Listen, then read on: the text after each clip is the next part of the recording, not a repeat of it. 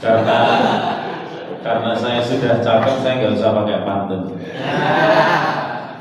Bismillahirrahmanirrahim. Assalamualaikum warahmatullahi wabarakatuh. Waalaikumsalam.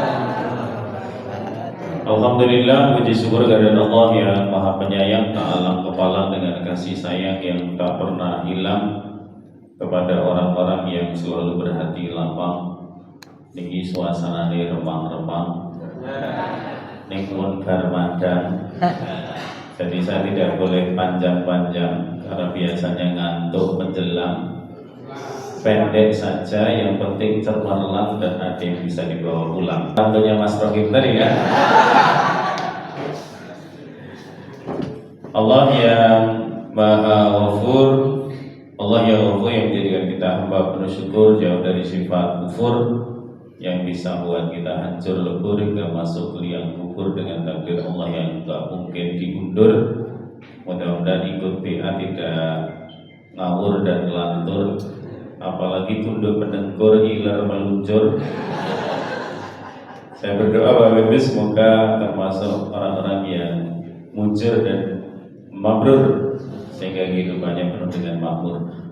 Oke, saya sudah, mudah-mudahan materinya sudah ada? Sudah gitu.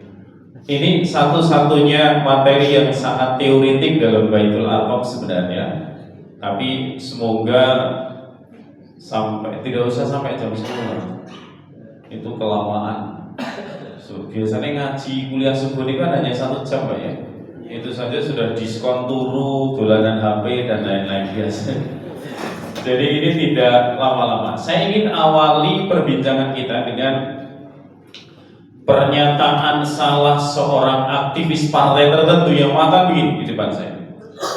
Pak Zuron, tidak ada konsep dan konstruk ideologi yang jauh lebih keren dan lengkap daripada konsep ideologi yang dicetuskan oleh Hasan Al-Banna, katanya. Jangan langsung duduk di partai omong. Dia mengatakan begitu.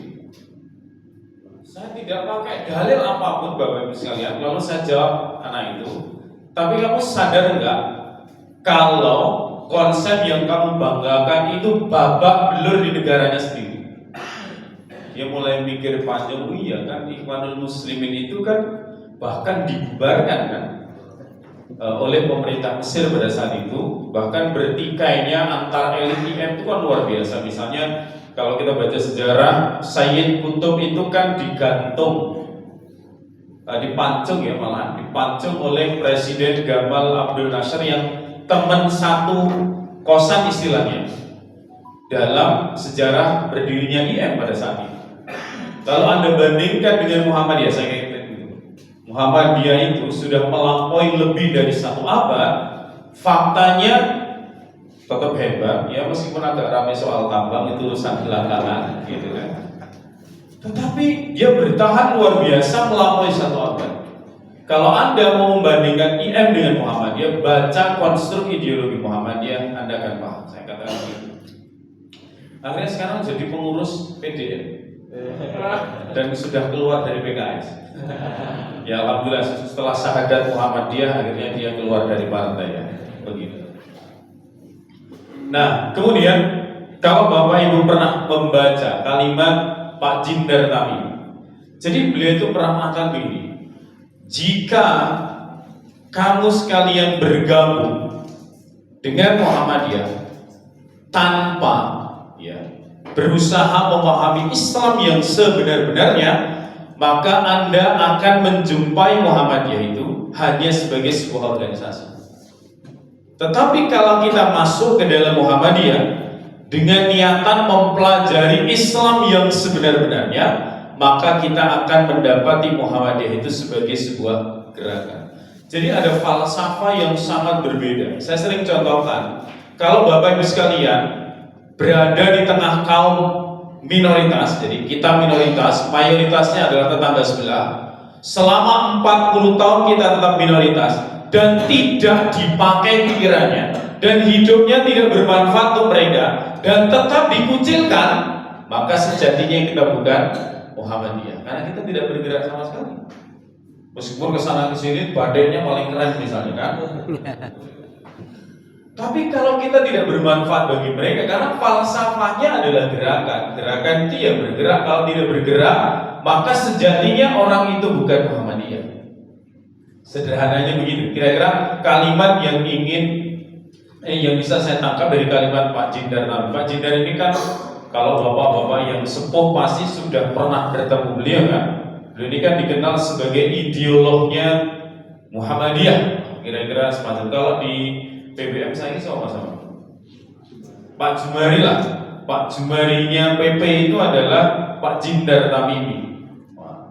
Jadi ada satu pernyataan yang menurut saya luar biasa. Nah kemudian sebenarnya kalau kita baca ya, ini saya kira rumusan ini bukan teori saya Bapak Ibu sekalian, ini adalah rumusan yang dicetuskan oleh Muhammadiyah dalam sidang tanwir tentang definisi ideologi dalam Muhammadiyah adalah semacam ini. Jadi dia memuat pandangan hidup, tujuan hidup, ajaran dan cara yang dipergunakan untuk melaksanakan pandangan hidup itu. Cuma yang menarik kalau kita baca sejarahnya, Bapak Ibu, ternyata perbincangan tentang ideologi itu sudah sejak awal. Meskipun Bell pernah mengatakan matinya ideologi. Jadi begitu pasca perang dingin kalahnya Uni Soviet, dianggap ideologi itu menjadi satu instrumen yang tidak laku. Karena yang lebih berperan adalah agama dan sains. Tapi kemudian agama coba diperangi ya.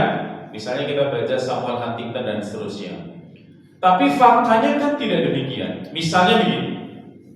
Sejak awal berdirinya, sebenarnya Kiai Dahlan sudah mempunyai keyakinan dan cita-cita hidup tentang mestinya Islam itu ditampilkan dalam wujud yang seperti apa. Yang itu sangat berbeda dengan kebanyakan umat Islam pada saat itu. Jadi sebenarnya kalau Muhammadiyah itu tampil beda itu ya biasa banget gitu ya. Soal tiga saya kira sudah mengawali dengan itu study tour naik pesawat misalnya itu lompatan ya. Meskipun bayar mungkin dia rada muni-muni tapi kan itu lompatan. Iya. Murah. Jadi kalau misalnya kasus tambang kok kita marah-marah itu nggak keren menurut saya. Kenapa? Karena sudah kedahuluan NU kan. Kalau mau marah-marah mesti kan kita tampil yang pertama, ini sudah kedua Pak, jadi nggak perlu marah. Jadi santai saja. Marahnya karena ikut-ikut. Iya. Jadi sejak awal, bahkan kalau Bapak Ibu ingat, peristiwa yang paling bersejarah adalah ketika Agus Salim. Jadi Agus Salim ini kita tahu dia seorang diplomat ulung, bahkan sependek pengetahuan saya dia menguasai sekitar 13 bahasa asing. Dia anggota Muhammadiyah. Maka suatu ketika mempengaruhi para pimpinan Muhammadiyah dalam sebuah pertemuan antar pimpinan pada saat itu, yang Agus Salim ingin mengatakan kepada para pimpinan saat itu, Muhammadiyah sudah saatnya bertransformasi menjadi partai politik. Karena diplomasinya, retorikanya yang sangat memukau itu, maka banyak pimpinan Muhammadiyah pada saat itu tersihir dan ingin mengajak dan mengubah Muhammadiyah menjadi partai politik. Tapi Dahlan marah sekali. Dalam kisah itu beliau berdiri kemudian marah dan dia gebrak meja dan dia mengatakan Muhammadiyah selamanya Muhammadiyah. Dia tidak akan pernah berubah menjadi partai politik. Itu kan sebuah visi, sebuah cita-cita.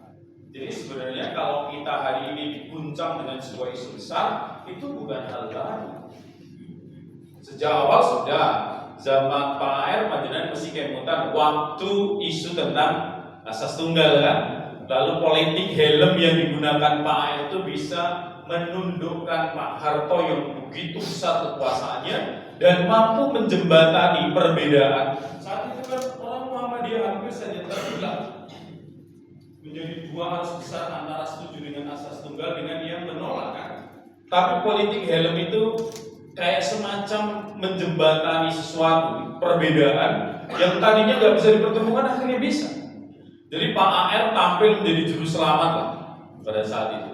Atau misalnya periode sebelumnya kalau kita baca, kalau Bapak Ibu ingat, di sini juga saya cantumkan misalnya periodisasinya Kiai Haji Fakih Usman misalnya, tahun 1960. Ketika beliau menyampaikan sebuah pidato legendaris judulnya apakah Muhammadiyah itu kan latar belakangnya pasca Masyumi dibubarkan oleh Pak Karno, kemudian orang-orang Masyumi itu masuk ke Muhammadiyah dan ngurus Muhammadiyah dengan gaya partai politik, sehingga Muhammadiyah pada waktu itu semacam kehilangan identitasnya. Lalu pada sebuah pertemuan besar, rapat pimpinan begitu, seingat saya ini dilakukan di Muallim Yogyakarta, dia mengawali pidatonya dengan sebuah pertanyaan, apakah Muhammadiyah ini? Dan ternyata pidato Kiai Haji Fakih Usman itu menjadi embrio yang nanti lahir sebuah teks pikiran resmi Muhammadiyah dalam bidang ideologi yang disebut dengan kepribadian Muhammadiyah. Tapi sebelum kepribadian Muhammadiyah, misalnya Bapak Ibu pernah mengkaji 12 langkah Muhammadiyah, yang langkah pertama itu membahas salah satunya adalah masalah 5 itu adalah pikirannya Kiai Haji Mas Mansur, dan itu juga pikiran-pikiran yang sifatnya ideologis. Terus ketika pada zaman kemerdekaan misalnya Ki Bagus Hadikusumo menelurkan sebuah gagasan tentang mukadimah anggaran dasar Muhammadiyah yang kita tahu memuat semacam pikiran-pikiran inti Muhammadiyah yang kita kenal dengan istilah 7 pokok pikiran utama. Dan kalau Bapak Ibu juga tahu baca sejarahnya, bahkan mukadimah itu adanya hampir setelah 40 tahun setelah Muhammadiyah itu berdiri. Jadi ADART-nya sudah ada, tetapi mukadimahnya barulah lahir kemudian. Kan terbalik sebenarnya. Beda dengan Undang-Undang Dasar kan. Pembukaannya itu ada dulu, dilahirkan dulu, baru kemudian pasal-pasal di dalam undang-undang itu muncul yang merupakan terjemahan dari pokok-pokok pikiran utama di dalam pembukaan Undang-Undang Dasar. Nah, Muhammadiyah ini kebalik, ADART-nya sudah ada, tetapi mukadimahnya baru lahir belakangan. Tapi it's okay, tidak ada masalah faktanya. Nah, ini contoh bahwa dalam konteks sejarah perbincangan mengenai ideologi Muhammadiyah itu memang sejak awal sudah ada dan sudah diperbincangkan secara serius oleh para pendahulu kita. Dan itu berlanjut. Misalnya tahun 1968, ini misalnya kalau kita baca matan keyakinan dan cita-cita hidup Muhammadiyah itu kan lahir eranya Kiai Haji A.R. Fahrudin. Sebenarnya 1968 itu yang jadi ketua umumnya adalah Kiai Haji Fakih Usman kan. Perolehan suara muktamar terbanyaknya Pak A.R. Fahrudin. Tapi karena Kiai Haji Fakih Usman itu lebih senior, maka Pak A.R. menyerahkan kepemimpinan itu kepada Kiai Fakih. Tapi sayangnya Kiai Fakih Usman seminggu setelah dilantik beliau meninggal dunia, maka digantikanlah oleh Pak R sampai dengan era tahun 90-an, sehingga Pak R ini menjadi ketua Muhammadiyah legendaris karena paling lama, bahkan lebih lama dari Kiai Dahlan, 22 tahun. Pada eranya Pak R, Bapak Ibu sekalian, lahirlah yang namanya mantan keyakinan dan cita-cita hidup Muhammadiyah. Kalau panjenengan sudah baca, itu juga konstruk ideologi yang luar biasa. Kemudian eranya setelah itu juga muncul namanya Hitoh. Dari mulai tahun 1956 Hitoh Palembang kalau masih ingat, dan yang terakhir Hitoh Denpasar tahun pinten? Tahun pinten Pak? Ada yang ingat nggak? Ibu ada yang ingat? Tahun 2002 yang melahirkan dakwah kultural Muhammadiyah. Jadi sejak Hitoh tahun 2002 Denpasar itu kata bid'ah itu sudah nggak populer di kalangan mubalik Muhammadiyah. Jadi kalau dikit-dikit bid'ah itu pasti bukan Muhammadiyah. Kalau dikit-dikit menvonis orang lain itu bid'ah, itu kira-kira mu'alaf Muhammadiyah. Karena ada pola perubahan strategi dan paradigma dakwah yang memang berbeda, gitu kan? Karena dikritik habis-habisan pada saat itu, di mana Muhammadiyah dianggap sebagai organ gerakan keagamaan yang tidak dekat dengan budaya. Padahal sebenarnya ini hanya persoalan definisi mengenai budaya saja, tapi kan itu menjadi satu koreksi yang kemudian dibicarakan, didiskusikan secara serius gitu kan. Padahal kan Muhammadiyah sebenarnya tidak pernah anti terhadap budaya kan Bapak. Contoh pakai yang dengan pakai itu budaya atau apa? Budaya kan begitu. Jadi sebenarnya tidak pernah anti. Peci yang dengan pakai itu budaya Islam atau bukan? Kalau peci warna hitam, kalau saya baca sejarahnya itu tradisi kaum Nasrani.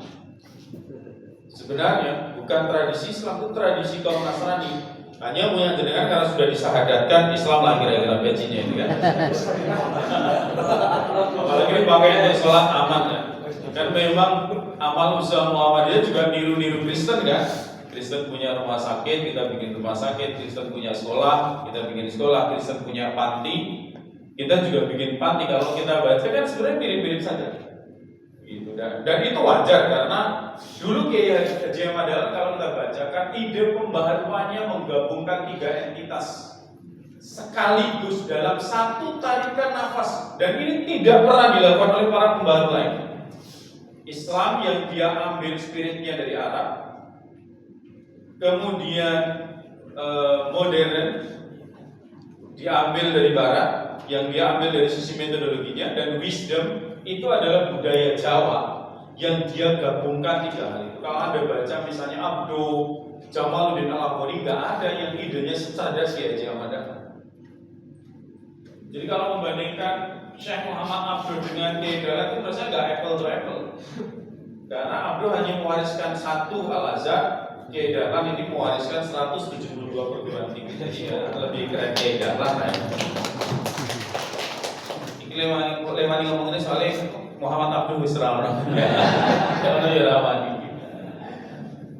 Nah, kemudian pada eranya Buya Syafi'i Ma'arif misalnya, Bapak Ibu sekalian, rumusan ideologi itu lahir kembali yang kemudian disebut dengan pedoman hidup Islami warga Muhammadiyah. Ini muktamar 2000 di Jakarta, kemudian lahir lagi muktamar di mana? Makassar ya, negara Pancasila sebagai Darul Ahli Wasyahadah, baru yang terakhir kemarin Risalah Islam. Saya yakin kalau tidak Baitul Arqam dengan rani berdiskusikan ini kan. Kalau iya kan, orang sempat. Sedangkan di teman-teman NU itu kan pesantrennya itu sudah proses bagian internalisasi ideologi. Sedangkan di Muhammadiyah itu internalisasi ideologi itu hanya 2. Kalau nggak Baitul Arqam, Idiopoliton. Kuwi wae ana pengurus ngomong aku wis tau melu BA. Bukan jadi Bang.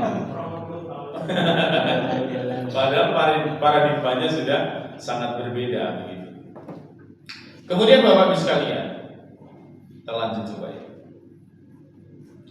Jadi dalam putusan resmi Muhammadiyah inilah sebagian hal yang melatar belakangi kenapa revitalisasi ideologi itu menjadi sangat penting. Pertama, melemahnya pemahaman sebagian warga persyarikatan mengenai apa itu Muhammadiyah, sehingga mudah gumunan kepencut dengan munculnya gerakan keagamaan yang baru. 7-8 tahun yang lalu ketika kami mengumpulkan teman-teman pimpinan seluruh Jawa Tengah, MPKSI dan PDM yang membidangi itu, lalu di antara pimpinan itu mengatakan kenapa MTA, jadi menyebut secara vulgar, MTA itu lebih sunnah daripada Muhammadiyah. Sampah itu. Saya katakan di mana yang baru dari MTA? Tunjukkan ke saya satu saja. Saya bilang gitu. Karena yang dikaji MTA itu 40 tahun yang lalu sudah selesai dibahas oleh Muhammadiyah. Cuma problemnya nggak dibaca ini masalahnya. Bukan kita nggak lebih kaya, kita lebih kaya wawasannya, khasanahnya ada. Karena nggak dibaca, maka ketika muncul hal-hal baru seolah-olah urus yang celana cungklang gumul, sidik-sidik istighfar misalnya kan. Sidik-sidik istighfar berarti kok kayak gitu kan. Karena kita ini dosanya nggak terlalu banyak, jadi nggak terlalu banyak istighfar kan. Harusnya lebih pede kita dong mestinya gitu. Jadi, tapi ini problem serius yang memang harus kita antisipasi betul, apalagi kemudian hal ini melibatkan anak-anak muda kita yang semakin kesini bisa jadi pengajian kita tidak semakin diminati oleh anak-anak muda itu. Nah, ini persoalan dari. Saya masih ingat ketika datang ke UMS ada anak-anak IMM tanya ke saya, Pak Zuran, kenapa kajian tetangga sebelah? Tapi yang dimaksudin waktu itu adalah Hizbut Tahrir. Kenapa jauh lebih diminati daripada kita?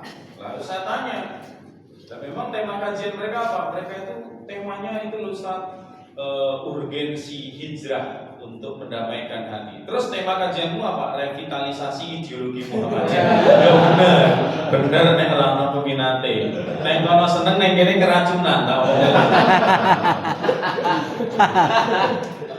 Ya kan? Ya kalau tema-tema begini kan hanya pimpinan dong, bukan jamaah secara umum. Ya kan nggak bisa kita jelaskan materi seperti ini dalam kuliah subuh, kita nggak mungkin. Kemudian yang kedua, dalam temuan pimpinan pusat itu melemahnya spirit militansi karakter dan visi gerakan, sehingga ini rendahnya semangat menggerakkan Muhammadiyah. Ya kan? Ini jadi problem serius. Jadi kita ini menjadi sangat sibuk di amal usaha, tetapi lupa menggerakkan jamaah. Kalau di amal usaha kampiun lah. Orang Muhammadiyah itu aman kalau sudah bicara sekolah, apalagi kan aman banget kita. Kalau bicara tambang sih nggak ngerti ya. Tapi mudah-mudahan tidak seperti tragedi bank persyarikatan yang pernah luluh lantah itu kan. Jadi semangat menggerakkan ini menjadi problem serius. Maka Bapak sekalian, saya sering sampaikan ketika pengajian di mana-mana, jadi Muhammadiyah itu sing percaya diri. Karena itu menunjukkan identitas sekaligus menunjukkan bahwa kami punya sebuah konstruk ideologi yang bisa kami tawarkan kepada orang lain. Jadi percaya diri saja. Kemudian yang ketiga, gejala menurunnya ketaatan dan komitmen. Nah ini saya sangat senang dengan komentarnya Pak Bin yang mengatakan, secara pribadi saya tidak setuju, tapi karena sudah menjadi keputusan pimpinan pusat, saya sebagai ketua ranting Muhammadiyah Pondok Labu tidak boleh berbalas pantun. Samina itu keren. Sekelas orang besar begitu saja, kalau sudah diputuskan pimpinan pusat, yang mengatakan Samina. Ini sebenarnya persoalan komitmen. Kan seperti itu. Jadi nggak usah mutung keluar dari grup pengurus misalnya apa gitu yang begitu kan. Saya yakin Bapak Ibu bermuhammadiyah bukan karena Pak Haidar Nasir kan, bukan karena Mas Mukti kan, tapi kita bermuhammadiyah itu karena ingin mewujudkan sebuah cita-cita besar yang disebut dalam redaksi yang sangat indah itu, menegakkan dan menjunjung tinggi agama Islam sehingga terwujud masyarakat Islam yang sebenarnya. Jadi bukan karena Pak Amin Rais, bukan karena Pak Din Samsudin dan seterusnya, bukan karena Pak Nurbi, orangnya nggak ada kan ya. Nah, lalu dalam putusan pimpinan itu juga ditemukan melemahnya ikatan solidaritas kolektif. Ini kemarin dalam tulisan saya yang saya kasih judul Muhammadiyah Pasca Tambang itu, kalau Bapak Ibu yang pernah baca, memang salah satu kekhawatiran secara pribadi, subjektivitas pribadi saya itu adalah kalau benar nih persoalan tambang itu nanti mampu memenuhi kebutuhan operasional Muhammadiyah sebagai persyarikatan, maka ini sangat mungkin mengkonversi budaya Muhammadiyah dari budaya urunan yang bottom up menjadi budaya suplai dana yang sifatnya top down. Ingat, ini hanya berpotensi bahasanya. Bagi yang pelit-pelit sebenarnya amat bersyukur ini. Tapi ini kan sebenarnya budaya yang bisa jadi yang membuat kita bertahan amat sangat lama itu adalah misalnya begini Bapak sekalian.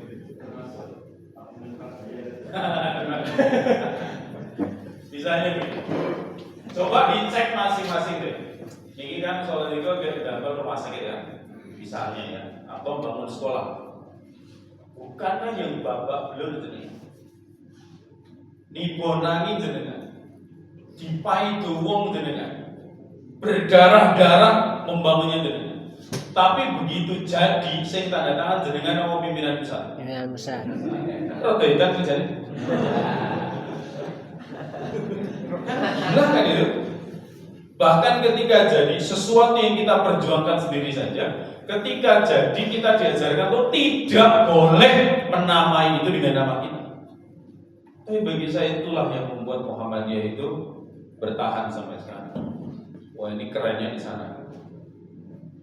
Kemudian menguatnya tarikan dan kepentingan politik. Saya kira ini dari masa ke masa ini selalu ada, dan ini harus selalu diantisipasi. Kita bolehlah berpikir macam-macam, tapi saya masih ingat kata Prof. Haidar, beliau mengatakan bahkan pada saat pemilu sekalipun, kata beliau, istri saya itu tidak tahu pilihan saya itu siapa, saking dia tidak pernah membicarakan itu. Padahal yang terjadi di rumah-rumah Muhammadiyah kita kadang-kadang malah padu boro-boro beda pilihan, gitu kan. Saya kemarin beda pilihan ya, istri saya memilih Ganjar Pranowo. Saya berani nyebut karena sudah kalah tadi. Saya beda pilihan aja, karena pilihan saya juga kalah sebenarnya. Satu-satu. Orang rasa dijelaskan lah itu. Kemudian ada kecenderungan sebagian anggota Muhammadiyah itu membesarkan organisasi di luar Muhammadiyah. Ini misalnya lahirlah amal usaha yang serupa dengan yang dimiliki oleh Muhammadiyah. Memang ini nggak bisa dihindari, tapi ini satu persoalan dalam konteks Muhammadiyah.